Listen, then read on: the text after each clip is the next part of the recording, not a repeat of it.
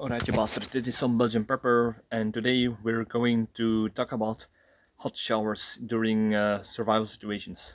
Uh, yeah, it's not really something that comes up that often, or is often overlooked or even underestimated because of the simplicity of personal hygiene, but I find a hot shower could be very beneficial in an improvised one in this video, of course could be very beneficial for several kind of survival situations. But before we talk about that, just a little bit promotion. I brought out my first book, Bloody Crosses. It's a detective. It's the first one of a 11-part detective series. If you're interested, there will be a link down below if you want to take a look at this book or want to buy it. Doesn't matter to me, but just a little tip. So, showers. A hot shower could be beneficial in several survival situations. The first one is, of course, a hot shower could be handy for personal hygiene for washing. So imagine if you there is a blackout or the water does not work or the electricity or whatever, and yeah, a hot shower usually runs on those things. So that could be a little bit. It's not that detrimental, but it could be very hindering. I remember when I was still living with my parents, the boiler, the stove that made the boiler warm was broken, and the company that would fix them, yeah, they could not fix it, and we during the middle of the winter we had to make an improvised hot shower in the garage.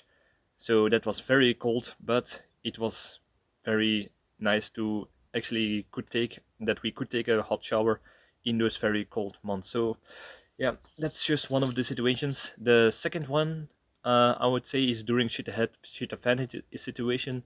Like I said, there could be problems with electricity, with the gas, with the boilers, parts for boilers, or yeah, something that will inept the way that you usually take a shower. So it could be morale boosting for the whole family if you're still able to take a hot shower that falls down on your head and washes away from your body. That's simple. In the worst case scenario, like during a fallout from a nuclear accident or a nuclear war, that could also be life saving. Why? I will show you in a minute how this thing will work and how you can make it. But imagine if you have to go outside of the during a fallout or a nuclear war in the aftermath of a nuclear war. It could be essential that you, before you enter the house, that you spray off the the dirty particles of your hazmat suit or your CBRN suit. So yeah, that could be very life saving.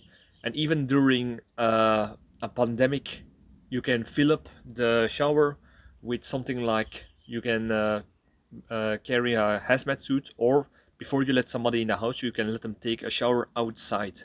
So that way you can put perhaps some bleach or some other disinfectant agent inside of the shower, the water of the shower, and you can shower them before they may enter. So that's a way. Those are several beneficial properties of a homemade shower that's in your garden or outside of your house that could be life-saving in certain scenarios. So now we're going to talk on how to make the shower.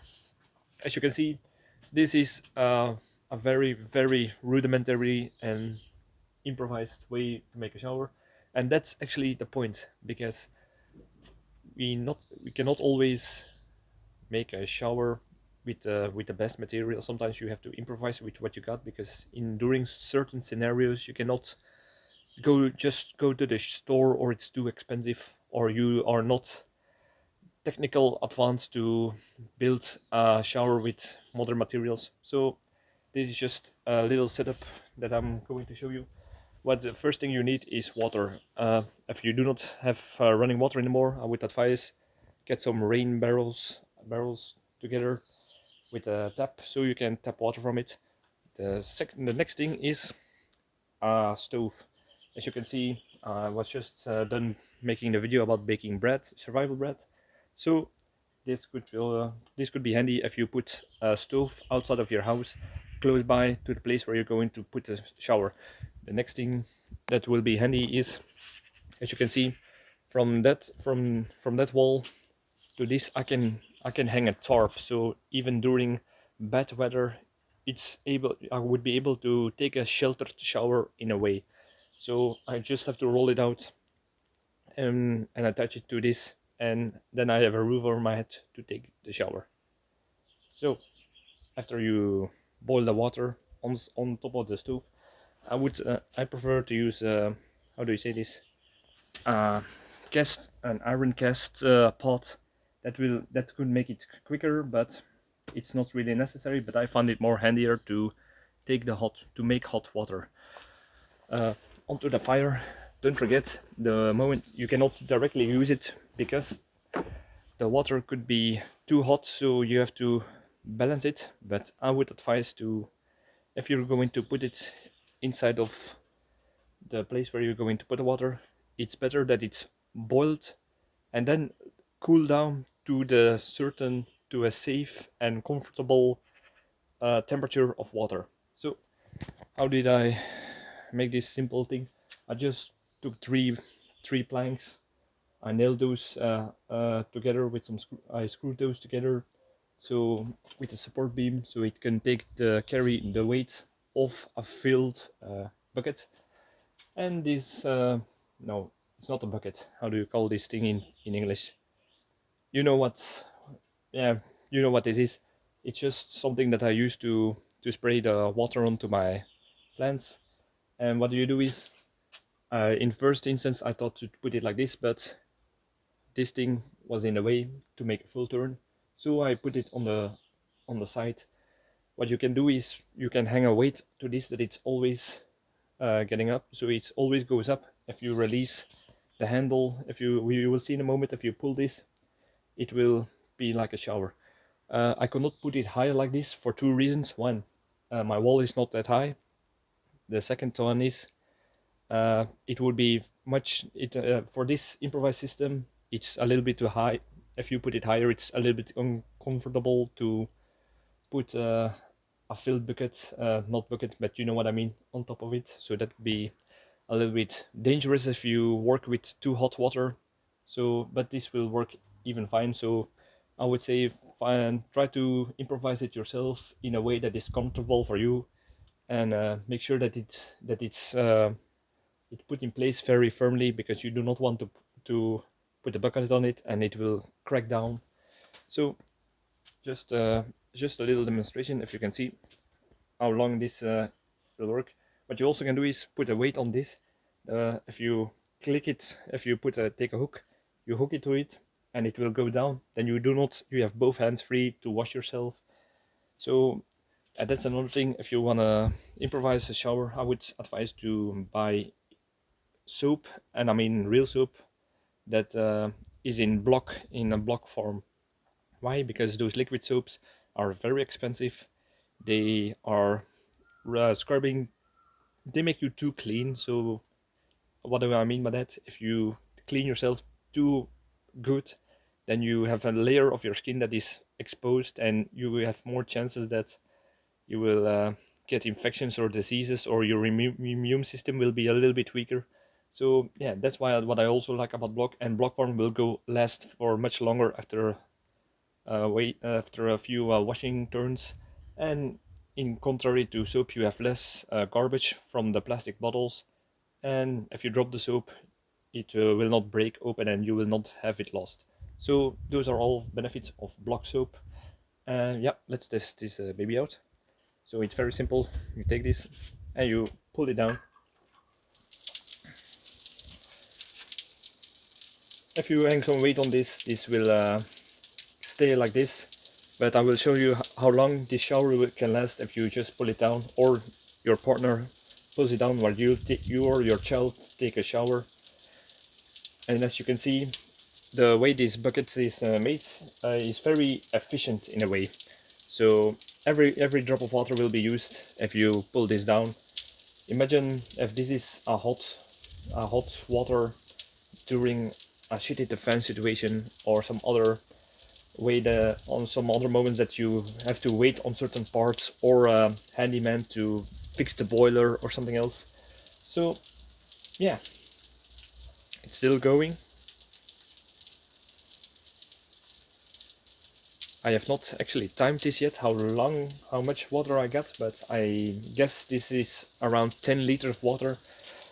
And to be honest, I prefer this instead of those solar bags that you can buy for camping trips, because you cannot rely on the sun to always have the hot water, especially not in Belgium. Perhaps in other more warmer and sunshine countries, but here in Belgium, no freaking way. Still going.